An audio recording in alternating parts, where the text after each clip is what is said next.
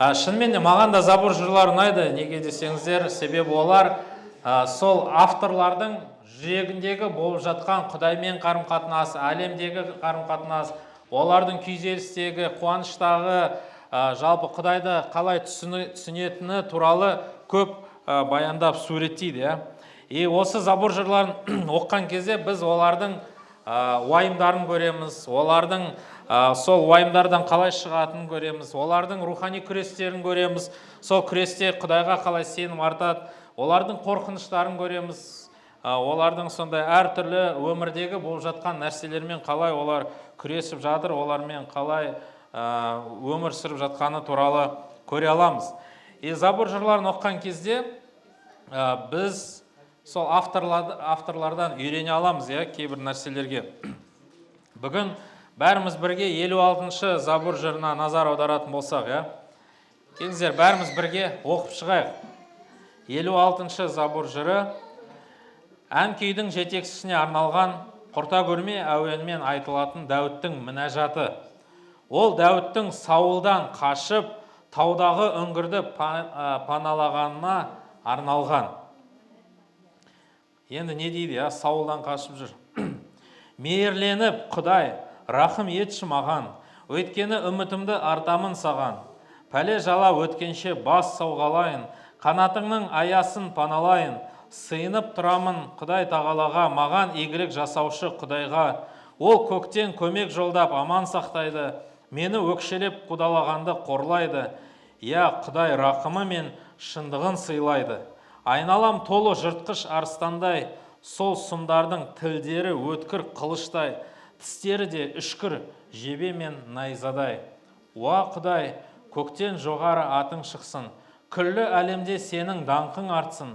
Дұшпандары маған арнап тор құрды, сондықтан еңсем түсіп, көңілім қалды. Жолыма олар тұзақ құрып, ор қазды, алайда сол орға өздері құлады. Құдай, жүрегім саған сенімді, өзіңе арнаймын мен ән күйімді. Жан дүнием ояншы сергек болайын, жетіген мен домбыра болыңдар дайын. Ән жырымен атар таңды оятайын. Ием, жұрт алдында сені мадақтаймын. Ұлттар арасында мақтап жырлаймын, себебі берік, рахымың заңғар аспандай, әрі сенімділігің асқар бұлттардай. Құдай, көктен жоғары атың шықсын, күллі әлемде сенің даңқың артсын. Осы жерде қайталанатын аятты байқадыңыздар ма? Ол осы забур жырды екіге бөледі, екі бөлімге бөледі. Қандай аяттарды? Сол үшін киелі кітапты алып жүрсеңіз, алдыңызда оқып отырсаңыз күшті болар еді. Мына жақтан бір аяттан ғана көрсетеді сіздерге. Қайталанатын бір аят бар, осы забурды екіге бөледі. Ол 6-шы аят. Құдай, көктен жоғары атың шықсын, күллі әлемде сенің даңқың артсын деп. Екінші рет қай жерде? 12-шы аятта. Құдай, көктен жоғары атың шықсын, күллі әлемде сенің даңқың артсын. Қарап отырсақ, осы Дәуіттің жыры, 56-шы забур жыры екіге бөлінеді. Бірінші ол 1-ден 6-ға дейін. Осы жерде қарап отырсақ, оның бар назары ол Құдайға. Құдай мейірімін төгеді, Құдай рақымын шындығын сыйлайды деп. Ал 7-ші аяттан бастап ары қарай соның жемісі ретінде ол өзі туралы жазып жатыр. Бірақ ең басында жазылғандай, Дәуіттің Саулдан қашып, таудағы үңгірді паналағанына арналған дейді. Дәуіт Саулдан қашып жатыр. Қарап отырсақ, негізі Дәуіт ол патша болуға майланған. Самуил оны уже патша болуға бағыштаған. Бірақ ол нәрсе әлі іске аспады. Дәуітті майлаған және Дәуіт сол патшалық бастағанның арасында біршама уақыт бар. Осы уақыт аралығында Дәуіт өте көп Саулдан қиындық көрді. Осы жерде қарап отырмыз, ол осы аятты жазып атқан кезде диванда шабыттанып, күннің сәулесін, жарығын көрген кезде, немесе күн батқан кезде жазып жатқан жоқ. Дәуіт үңгірді паналап жатыр. Қарап отырсақ, өзі патша, бірақ әлі оның патшалығы басталмады. Әлі басқа патша ол Саул. Ол туралы бірінші патшалық хатында 24-ші аятта да жазылған. Естеріңізде болса, Дәуіт қашып жүрген кезде таулардың арасында сол үңгірдің ішінде тығылып жатқан кезде үңгірдің прям ішіне кіріп кеткен. Сол кезде Саул сол үңгірге кірген кезде шетінен жаңағы киімін алып қояды ғой, шапан, естеріңізде болса. Осындай қиын қашып жүрген кезде Дәуіт осы забурды жазады. Ол тақта отырған жоқ, ол үңгірді паналап жатыр. Оның соңынан кім қуып жүр? Достары емес, оның көршісі емес, патшаның өзі Дәуіттің соңынан қуып, оны өлтіргісі келеді. Қарап отырсақ, үңгір деген нені білдіреді жалпы? Сіз үңгірде отырған кезде выход жоқ сияқты. Выход біреу ғана, бірақ сен о жақтан шықсан, сені уже өлтіріп тастайды. Ол жерде өте тығыз, ол жерде қараңғы, ол жерде жаңағы болып жатқан ситуацияны қолында ұстау өте қиын. Дәуіт өзінің ішкі жан дүниесіндегі болып жатқан нәрселерді, қорқыныштарын ашық айтып жатыр. Осы жерде 1-6 аяттарды қарайтын болсақ, бұл жерде Дәуіттің мінәжаты Құдайға бағышталған. Дәуіттің мінәжаты Құдай туралы болып жатыр. Келіңіздер бірге тағы да оқып шығайықшы, 2-ден 6-ға дейін. Мейірленіп, Құдай рахым етші маған, өйткені үмітімді артамын саған, пәле жаладан өткенше бас сауғалайын, қанатыңның аясын паналайын, сыйынып тұрамын Алла тағалаға, Құдай тағалаға, маған игілік жасаушы Құдайға, ол көктен көмек жолдап аман сақтайды, мені өкшелеп қудалағанды қорлайды. Құдай рахым мен шындығын сыйлайды. Айналам толы жыртқыш арыстандай, сол сұмдардың тілдері өткір қылыштай, тістері де үшкір жебе мен найзадай. Құдай, көктен жоғары атың шықсын, күллі әлемде сенің даңқың артсын дейді. Бұл жерде патшаның өзі сенің соңынан қуалап, сені өлтіргісі келеді. Дәуіт айтып атқан жоқ, маған жоспарыңды көрсетші, маған шығатын жолды көрсетші. Ол айтады, маған сен қажетсің. Мен сені саған мұқтажбын, сенің рахымыңа мұқтажбын, сенің шындығыңа мұқтажбын. Осы жерде қарап отырсақ, ол айтады, маған игілік жасаушы Құдайға дейді. Игілік жасаушы Құдайға деген нәрсе маған ниетін әр қашанда орындайтын Құдайға деп түсініп жатыр. Маған игілік жасаушы. Бауырластар, таудағы үңгірді паналаған кезде Құдайдың қандай игілігін біз көре аламыз? Біздің өмірімізде қиыншылықтар түскен кезде біз Құдайдың қандай игілігін сезе аламыз? Біздің өмірімізге ауыртпалық түскен кезде, қиындық түскен кезде, мүмкін кейбіреулеріміз Құдайдың мейіріміне, Құдайдың рахымына, жалпы Құдайдың өзіне күмәнданып қалуымыз мүмкін. Неге ол менің өмірімде осылай болып жатыр? Бірақ осы жерде Дәуіт үңгірде отырса да айтады, Құдайдың маған жасаған игілігі, маған жасап жатқан игілігіне мен сенім артамын дейді. Осы жерден көріп отырғанымыз, Дәуіт Құдайдың характерін, мінезін біледі. Дәуіт Құдайдан ешқандай жамандық шықпайтынын біледі. Үңгірде отырса да Құдайдың мейірімді екенін ол біледі. Үңгірде өте қиналып жатқан шағында болса да Құдайдың оған деген ниетін, оның деген игілікті ниетін ол жақсы түсініп жатыр. Кейде біз хабар айтқан кезде адамдарға қалай айтамыз? Сен Құдайға келсең, сенің өміріңде не болады? Бәрі жақсы болады. Сенің өміріңде проблема ма, ерлі-зайыптылар арасында күйеуіңмен немесе әйеліңмен? Сен Құдайға кел, сенің қарым-қатынастарың өте күшті болады. Балаларыңмен мәселе ма, сен Құдайға кел, Құдай сенің бүкіл қарым-қатынастарыңды өзі реттеп береді. Деп кейде уәде береміз ба? Қаржы жағынан қиналып жатсың ба, бауырым, давай Исаға кел, Құдай сені жұмыспен қамтамасыз етеді. Бірақ мен сұрақ қойғым келеді осында, мәсіхші ерлі-зайыптылар. Барлығы жақсы ма қарым-қатынастарымызда? Сіздердің үйдегі қарым-қатынастар. Апалар, балаларыңыз бар, қарым-қатынас бәрі жақсы өзгерді ма? Кейде одан да бетер өштесіп, жаңағындай қиын болуы мүмкін. Бірақ осы жерде Дәуіт айтады, мен Құдаймен бірге болсам, оның маған деген ниеті әрдайым жақсы, даже қиындықтан өтсем де. Үңгірде отырсам да, Құдайдың маған ниеті, маған игілік жасаушы Құдай дейді. Маған игілік жасаушы Құдай. И бауырластар, бүгін біз Дәуіттің мінәжатына қарап, осы нәрсеге үйрене аламыз. Қарап отырсақ, ол айтады, арыстандай дейді, олар айналам толы жыртқыш арыстандай дейді. Сол сұмдардың тілдері өткір қылыштай, тістері үшкір жебе мен найзадай. Бірақ мен сенетін Құдай маған игілік жасаушы Құдай.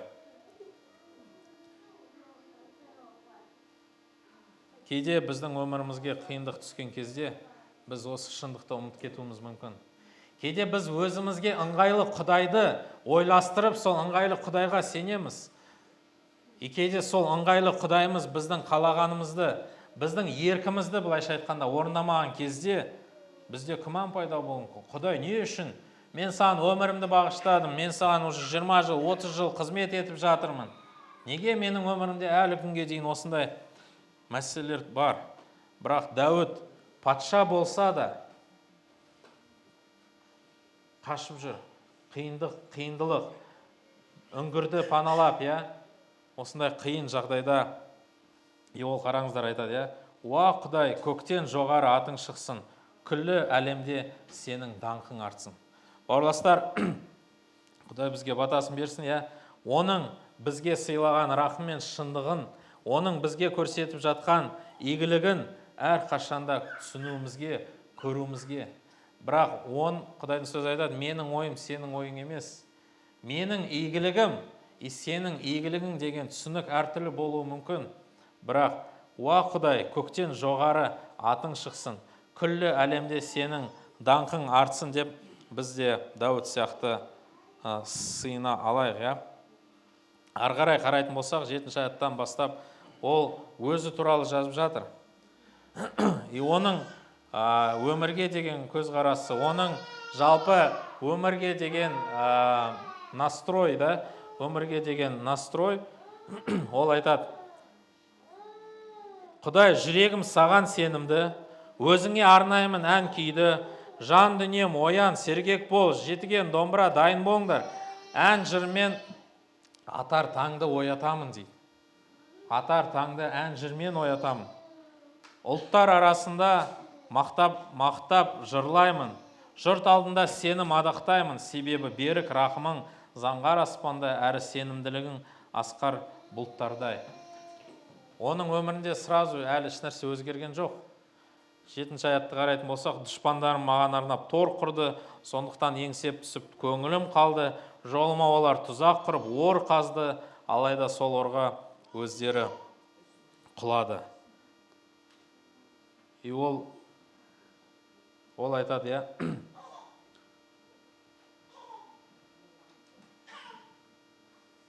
жан дүнием ояншы, сергек болайын дейді. Орысша переводта менің жүрегім дайын дейді. Готово сердце мой. Менің жүрегім дайын Құдайды мадақтауға. Менің жүрегім дайын таң атқан кезде Құдайды жырлауға, халықтың арасында мадақтауға, себебі оның рақымы, оның сенімділігі асқар бұлттардай. Қарап отырсақ, Дәуіттің өмірінде сыртқы обстоятельства, сыртқы болып жатқан жағдайлар өзгерген жоқ. Бірақ оның жүрегі Құдайды мадақтауға өзгеріп жатыр. Ол Құдайдың оның мәселелерінен жоғары екенін мойындап жатыр. Оның мәселелері Құдайдың алдында өте төмен. Құдай соның мәселелерінен жоғары. Ол айтады, мен үңгірде отырсам да, мен Құдайдың рахымына, Құдайдың сенімділігіне, Құдайдың біз төгіп жатқан мейіріміне мақтанамын, мадақтаймын, оған ән айтамын. Біздің өмірімізде де әр қайсымыздың өзіміздің үңгірлеріміз болуымыз мүмкін. Әр қайсымыз біреуден қашып жүруіміз мүмкін. Кейде өзімізден де қашып жүруіміз мүмкін. Бірақ сол кезде Дәуіт сияқты не нәрсеге біз назарымызды аударамыз? Қараңыздаршы, 12-ші аятта, 6-ші аятта оның қалауы: «Уа Құдай, көктен жоғары атың шықсын, күллі әлемде сенің даңқың артсын» деп ол Құдайды жырлап, мадақтап жатыр. Ол айтып жатыр, мен енді Құдайды мадақтаймын, таң атқан кезде Құдайды мадақтаймын, халықтың арасында Құдайды мадақтаймын. Біз әдетте қай кезде Құдайды мадақтаймыз? Когда нам хорошо. Қашан біз рахмет шайларды жасаймыз? Когда нам хорошо. Когда мы любим. Бірақ үңгірде отыруда, 80 жасты үлкен сарайды тойлауда, екеуі де Құдайдың игілігі. Құдай мадақтауға әрқашанда лайықты. Әрқашанда лайықты. Оның негізгі мақсаты Дәуіттің, үңгірде отырса да, айтады: Құдай, көктен жоғары сенің атың шықсыншы. Күллі әлемде сенің даңқың артсыншы дейді. Бауырластар, сіздерді жігерлендіргім келеді Дәуіттің аяттарымен, Дәуіттің мінәжатымен. Мүмкін сіз қазір өзіңіздің үңгіріңізді паналап, үңгіріңізден шыққыңыз келмейді. Мүмкін сіз қиналып жатырсыз. Мүмкін сіздің өзіңіздің қазір күрестеріңіз бар. Мүмкін сіздің де дұшпандарыңыз қазір сізге тор қойып, мүмкін сізді де арыстандай жаңағы тілдері өткір қылыштай, айналам толы жыртқыш арыстандай жағдайда өмір сүріп жатырсыз. Осы жерде Құдайға назар аударыңызшы. Құдай айтады: мен өзімнің рахым мен шындығымды сыйлаймын. Мен саған игілігімді әрқашанда жаудырып жатырмын. Құдайға мақтау айту ол сенімнің белгісі. Бәрі қиын болған кезде, әлі таққа отырмаған Дәуіт, ол бірақ сенеді, уақыт келеді. Ол сенеді, ол уақыт келеді, Құдай құтқарып алады. Ол сол таққа отыратын болады. Бүгін бізге де осы нәрсе еске салынды. Біз жеңімпаз болсақ, біз де осы тақта отырамыз. Бірақ сол таққа отырудың мүмкіндігін бізге Иса Масих беріп жатыр. Иса Масихте өмір сүрген кезде оны да ешкім қабылдаған жоқ. Оны да халықтың арасында жек көрді. Оны да айқыш-ағашқа шегеледі. Иса Масихте өзінің үңгірінен өткен кезде: Құдайым, менің еркім емес, сенің еркін болсыншы деп сыйынды. 12-ші тарауда Жохан жазған хабарда ол айтады: әке, айқыш-ағашқа баратқан кезде ол айтады: әке, өз атыңды ұлылыққа жеткізе көрші дейді. Дәуіт айтады: Құдай, көктен сенің атың шықсын, күллі әлемде сенің даңқың артсын. Иса айқыш-ағашта қиналып атқан кезде, әлемнің күнәларын мойнына алған кезде ол айтады: әке, өз атыңды ұлылыққа жеткізе көрші. Иса осы үңгірден өтті, біздер өзіміздің үңгірімізден шыға алуымыз үшін. Иса осы қараңғылықтан өтті, біздер осы қараңғылықта нұрға ие болуымыз үшін. Ол осы айқыштан, осы қараңғылықтан өткен кезде ол қайтадан өлімді жеңіп, бізге өзінің керемет ұлылығын сыйлағысы келіп жатыр. Сондықтан, бауырластар, егер де біз бүгін Иса Масихке сенетін болсақ, бізде болашаққа үміт бар. Бізде болашаққа үміт бар. Жаңа Жамал апай айтқандай, қаншама жылдар бойы менің жүрегім тыныштыққа ие. Білесіздер ма, осы сыртта жүрген қаншама адамдар осы тыныштыққа ие бола алмай жүр.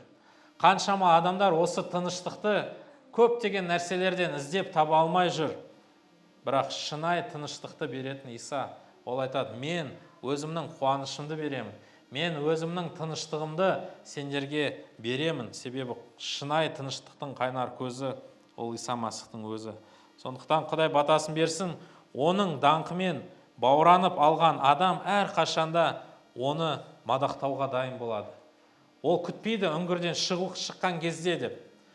Оның даңқымен бауранып алған адам әр қашанда оны мадақтауға дайын болады. Бауырластар, бар назарымызды игілікке толы Құдайға, рақымға толы Құдайға аударайықшы. Қазір де сыйынған кезде мүмкін қиындықтан өтіп жатсаңыз, игілікке, мейірімге, сүйіспеншілікке толы Құдайға назар аударайық. Құдай батасын берсін. Аумин. Сыйынайық. Сәйем, мен де саған алғыс айтам. Рахмет саған, сенің бізге деген ниетің әрқашанда игілікті. Рахмет саған, көктегі әкем, біздерді құтқарып алған үшін, Құдайым, бізді тірі үмітке кенелткен үшін, Құдайым, әрдайым жаратушым, сенің жоспарың біздің өмірімізде іске асқан кезде саған мойынсұнып, сені мадақтауымызға, Құдайым, өзің көмектесе көр. Сенің бізге деген игілігіңді түсінуімізге көмектесе көр, Құдайым. Сол қиыншылықтардан өзіміздің жаңағы үңгірлерімізде болған кезде, Құдайым, назарымызды саған аударуымызға өзің үйрете көрші деп сыйынам, көктегі әкем. Сенің атың біздің өмірімізде мадақтала берсін. Сенің атың көктен жоғары атың шықсыншы деп сыйынамыз. Күллі әлемде, қазақ халқында сенің даңқың артсыншы деп сыйынамыз. Аумин.